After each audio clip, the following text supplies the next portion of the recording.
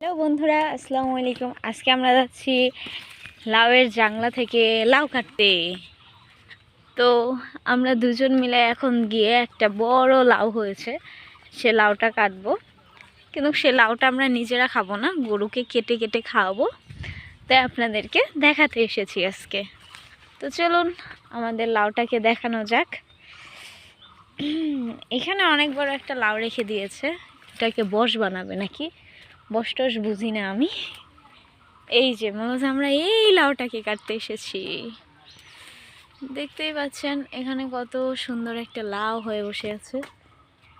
তো তো এটা কেমনে কাটবো?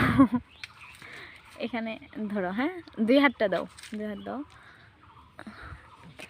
তো আপনারা দেখতেই পাচ্ছেন আমরা কিভাবে লাউ কাটি।